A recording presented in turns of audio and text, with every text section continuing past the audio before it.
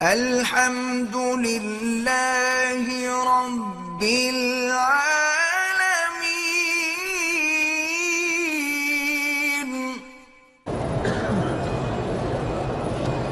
چودھری افضل مولانا ضروری وفات پر اللہ ان کی مغفرت فرمائے۔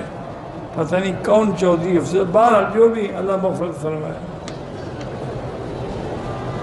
والد کی ٹانگ کا مسئلہ ہے، دوائیوں سے ٹھیک جو زمزم پلا کے دعا کریں۔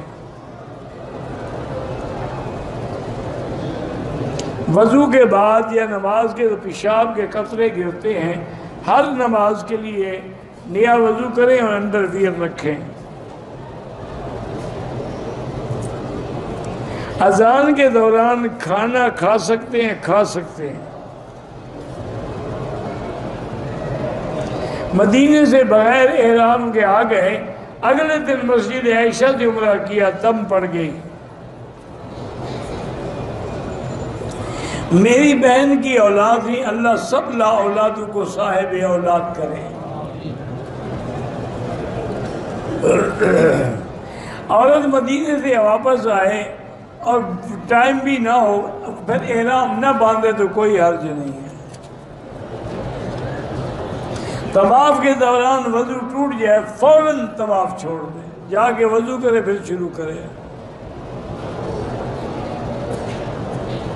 بہرحال جو بھی کہتے ہیں دیوبندی بدعت کرتے ہیں فلاں کا، اللہ ہدایت دے۔ اگر عورت اپنے مرد کے شرمگاہ پہ بوسہ دے، بہرحال یہ شریعت کے خلاف ہے۔ کوئی آدمی میاں بیوی آپس میں پیار سے جماع سے پہلے پیار کر سکتے ہیں، لیکن شرمگاہوں کو چومنا ناجائز ہے۔ یا جس منہ سے کلمہ پڑھتے ہو کہاں رکھو گے؟ پیشاب کی جگہ پر۔ یہی فائدہ ہے فلمیں دیکھنے کا، اور فلمیں دیکھو۔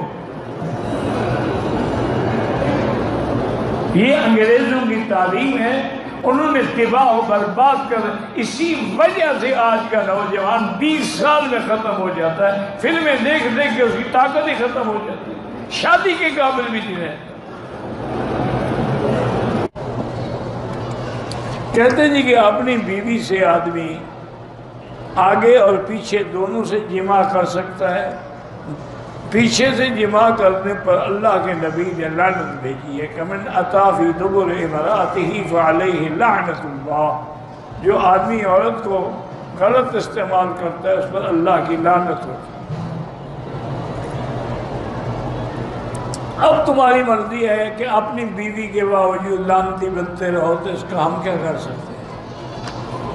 اصل مشکل یہ ہے کہ آج کل ہم جس دور سے گزر رہے ہیں نا جی، یہ بڑی فحاشی اور عریانی اور بے حیائی کا دور ہے۔ فلمیں ہیں، اچھا پہلے تو لوگ پھر بھی فلم دیکھنے کے لیے جاتے تھے، اب تو ہر آدمی کے ہاتھ میں اور جیب میں موبائل ہے، جب چاہے فلم دیکھ لے، جب چاہے جو چاہے دیکھ لے۔